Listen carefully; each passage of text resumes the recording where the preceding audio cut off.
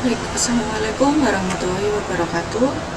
Di sini saya akan menjelaskan ya mengenai teorema-teorema yang mana kaitannya dengan ada di sini namanya himpunan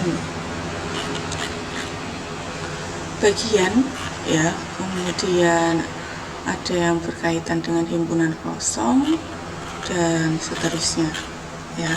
Nah, yang pertama di sini ada suatu teorema ya, jika misalkan A itu suatu himpunan, nah maka A itu sendiri merupakan subset dari himpunan A itu sendiri ya.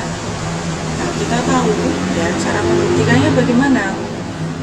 Nah, A itu adalah suatu himpunan, otomatis elemen di A ya itu menjadi elemen juga himpunan di A. Nah, sehingga bisa kita katakan bahwa A itu adalah subset atau himpunan bagian dari A. Nah, selanjutnya teorema yang kedua, himpunan yang tidak memiliki elemen atau himpunan kosong merupakan himpunan bagian dari sembarang himpunan ya. Nah, bagaimana cara membuktikannya? Nah, jadi langkah yang pertama kita misalkan bahwa ini adalah himpunan kosong ya. Ini lambang himpunan kosong seperti theta ya di sini. Kemudian ada A itu sembarang himpunan ya.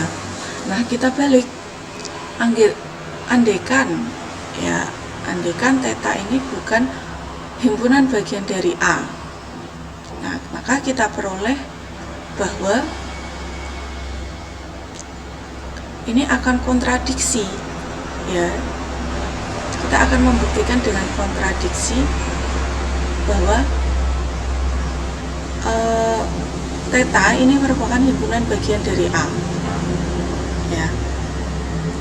Nah, semisalkan theta ini atau himpunan kosong ini bukan bagian dari A ya, berarti ada elemen di theta itu yang bukan elemen dari A ya. Jadi ada elemen di himpunan kosong ini yang bukan merupakan elemen di A. Nah, ini kan kontradiksi dengan pengertian bahwa himpunan kosong ini tidak memiliki anggota ya. Kita tahu bahwa himpunan kosong ini kan tidak memiliki anggota. Lah, kalau dia bukan himpunan bagian dari A, otomatis kan masih ada anggota dari himpunan kosong yang berada dari A ya.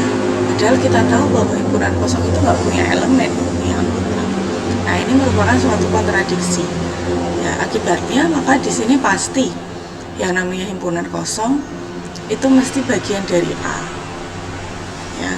Jadi di sini himpunan yang tidak memiliki elemen atau himpunan kosong itu merupakan himpunan bagian dari sembarang himpunan ya.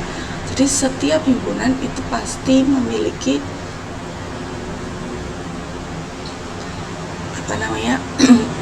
jadi setiap himpunan yang namanya himpunan kosong itu pasti ya, itu pasti atau itu merupakan himpunan bagian dari setiap himpunan gitu. Oke, selanjutnya di sini ya ada,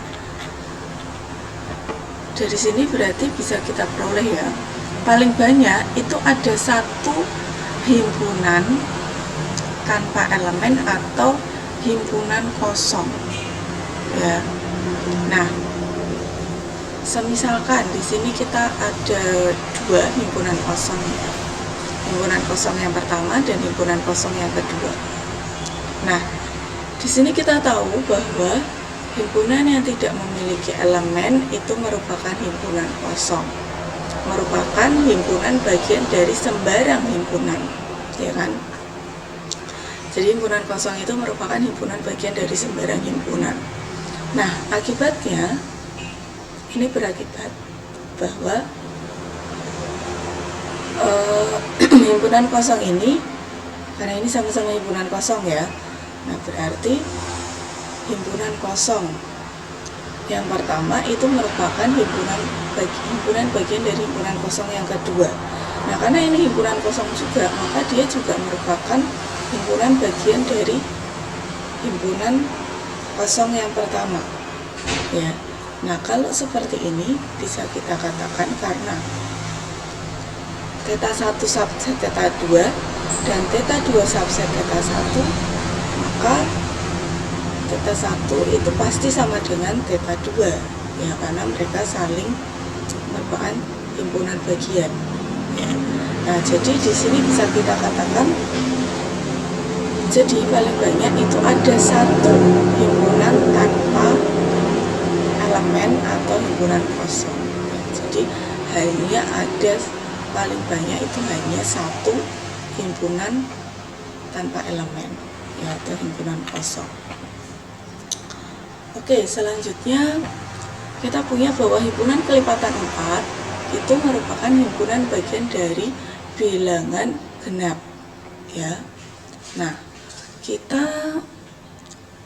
misalkan dulu ya bahwa P itu adalah himpunan kelipatan 4, yang mana apabila kita nyatakan sebagai notasi, P itu adalah himpunan dari X, bila mana X itu adalah 4N ya, dimana N itu adalah elemen bilangan bulat ya.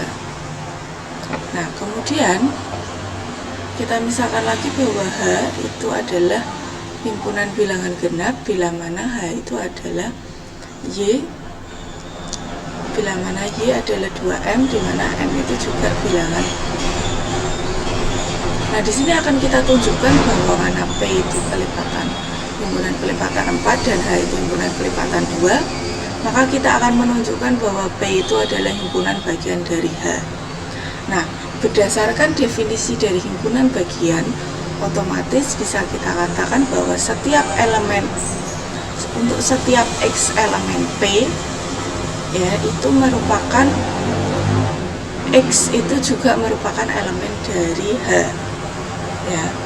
Nah kita ambil sembarang, langkah pertama kita ambil sembarang X itu elemen di P ya, otomatis X itu adalah 4K ya, karena kelipatan X itu adalah himpunan kelipatan 4 ya. Nah dimana K itu adalah elemen bilangan bulat. Kemudian kita perhatikan ya bahwa X itu 4K, yang berarti bisa kita ubah menjadi 2 kali 2K ya, atau bisa kita rubah menjadi 2 kali L. Nah kenapa? Karena kita ganti L nya itu dengan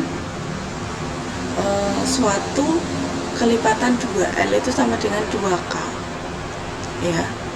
Nah jadi di sini X itu merupakan bilangan kelipatan 2, sehingga X itu juga merupakan bilangan genap ya. Kenapa demikian? Nah karena X itu juga bisa dinyatakan dengan kelipatan 2 seperti ini. Nah jadi X itu juga merupakan elemen dari H ya. Jadi bisa kita peroleh bahwa untuk setiap X elemen P, maka X itu juga merupakan elemennya H ya. Jadi kita peroleh bahwa P itu merupakan himpunan bagian dari H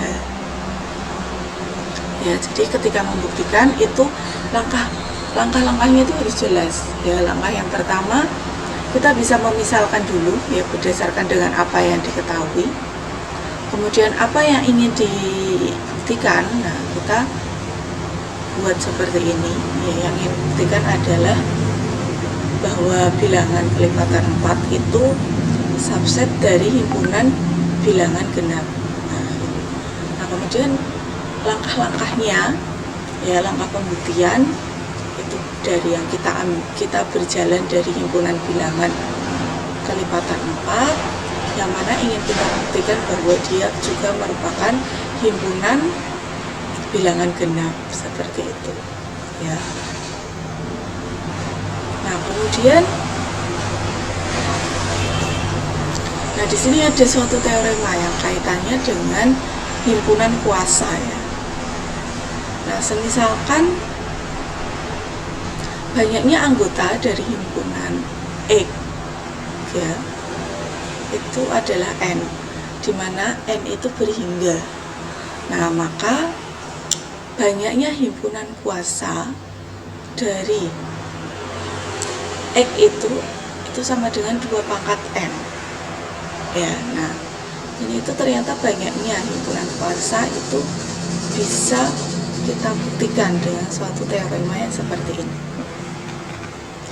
Nah, bagaimana cara membuktikannya? Nah, kita punya bahwa banyaknya anggota dari himpunan X itu adalah N. Nah, untuk membentuk himpunan bagian dari X, kita harus memutuskan elemen di X mana yang akan berada di dalam suatu himpunan.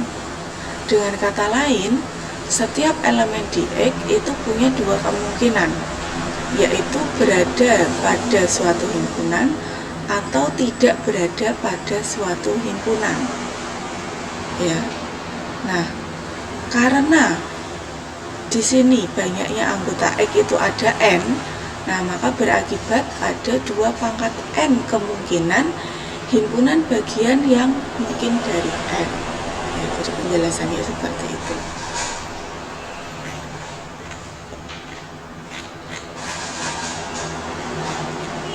Oke, nah itu adalah beberapa teorema-teorema ya yang berkaitan dengan jenis-jenis himpunan ya. Semoga bermanfaat. Terima kasih. Assalamualaikum warahmatullahi wabarakatuh.